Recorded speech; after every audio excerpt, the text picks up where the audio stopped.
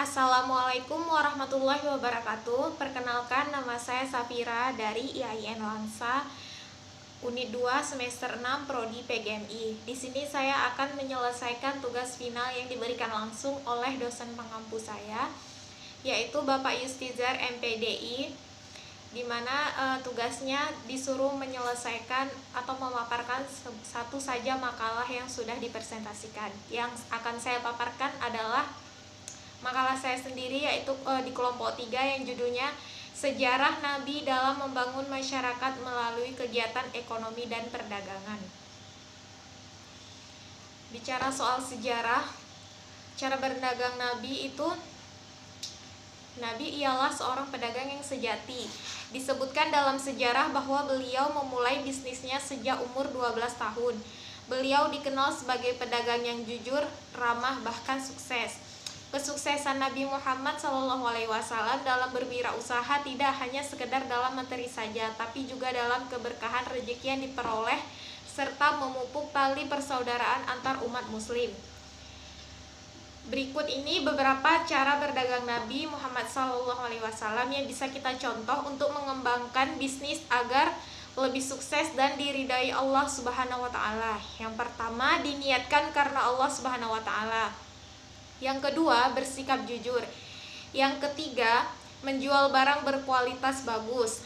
Yang keempat, mengambil keuntungan sewajarnya. Yang kelima, tidak memberikan janji berlebihan. Dan masih banyak contoh lain yang bisa teman-teman seunit saksikan, membaca di makalah yang sudah dipresentasikan.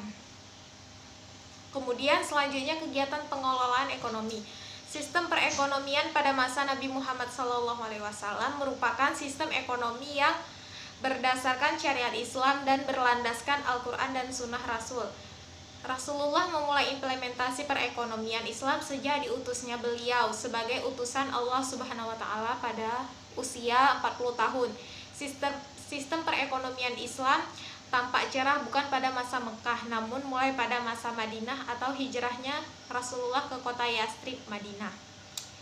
Pada masa pemerintahannya, Rasulullah menerapkan jizyah, yakni pajak yang dibebankan kepada orang-orang non-muslim, khususnya ahli kitab, sebagai jaminan perlindungan jiwa. Selain jizyah, Rasulullah juga menerapkan sumber pendapatan negara yang terpenting dalam sistem kharaj, yakni pajak tanah yang dipungut dari kaum non-muslim. Tanah tersebut diambil alih oleh kaum muslimin dan pemiliknya diberi hak untuk mengolah tanah tersebut dengan status penyewa dan bersedia memberikan sebagian hasil produksinya kepada negara.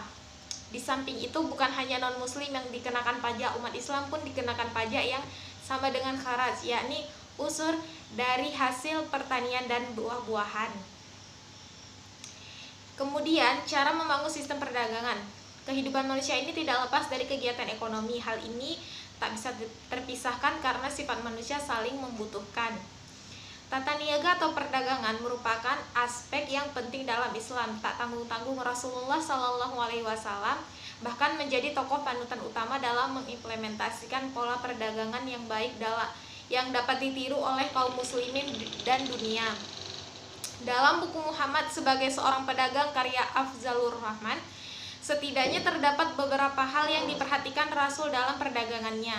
Nabi Muhammad sangat mengikuti prinsip-prinsip perdagangan yang adil dalam transaksinya. Tidak hanya itu, beliau juga tak segan dan letih mengingatkan para sahabatnya yang berkecimpung dalam dunia bisnis untuk menerapkan prinsip perdagangan yang berkeadilan tersebut. Rasulullah sangat fokus terhadap perdagangan yang halal. Sudah pasti pola perdagangan syubhat apalagi haram secara otomatis tidak akan dilakukan, bahkan ditolak dan diganti dengan cara-cara yang baik. Seperti hadis Imam Bukhari yang bunyinya, barang siapa menjaga diri dari sesuatu yang meragukan, berarti dia memelihara kemuliaan agamanya dan juga dirinya. Kemudian yang terakhir, konsep laba dan rugi dalam perdagangan Islam. Salah satu tolak ukur untuk menilai apakah suatu bisnis berhasil atau tidak adalah besarnya keuntungan yang diraih. Kita akan menjelaskan pertama tentang laba. Laba atau qad, pengertian laba secara bahasa atau menurut Al-Quran As-Sunnah dan pendapat ulama fikih dapat kita simpulkan bahwa laba ialah pertambahan pada modal pokok perdagangan atau dapat juga dikatakan sebagai tambahan nilai yang timbul karena barter atau ekspedisi dagang. Aturan laba dalam konsep Islam yaitu adanya harta uang yang dikhususkan untuk perdagangan. Yang kedua, mengoperasikan modal tersebut secara interaktif dan dengan unsur-unsur lain terkait produksi. Yang ketiga, memposisikan harta sebagai objek pemutarannya. Dan yang terakhir, sematnya modal pokok yang berarti modal bisa dikembalikan. Kemudian penjelasan tentang rugi atau khasarah. Khasarah dalam konsep Islam mempunyai beberapa macam pengertian. Yang pertama, di bidang akidah, orang kafir dan musyrik mencari agama selain Islam itu dianggap orang-orang yang merugi, yaitu kasirun. Dua, dalam ibadah tidak memperoleh pahala dari amalannya, berarti semua amalannya hilang dan tidak berguna. Dalam bidang zakat tidak memperoleh pahala dan harta kekayaannya yang tidak dikeluarkan zakatnya. Dalam muamalah, kekurangan harta atau mengurangi harta dan timbangan. Dalam akuntansi, berkurangnya pendapatan dari biaya-biaya yang keluar. Sekian dari penjelasan makalah tentang sejarah Nabi dalam berdagang. Dapat disimpulkan metode yang digunakan Rasulullah berkenaan dengan penanaman nilai-nilai moralitas agama dan pemantapan jati diri para pemuda yang membangun motivasi dan dorongan dari dalam diri masing-masing individu. Dalam hal ini yang sama telah dilakukan oleh Rasulullah SAW, mempercayakan kepada para sahabat dan perencanaan dalam pembangunan perdagangan melalui sendi-sendi yang menyatukan masyarakat Madinah dalam pembentukan negara. Sekian yang dapat saya sampaikan, lebih dan kurang saya mohon maaf. Saya akhiri. Assalamualaikum warahmatullahi wabarakatuh.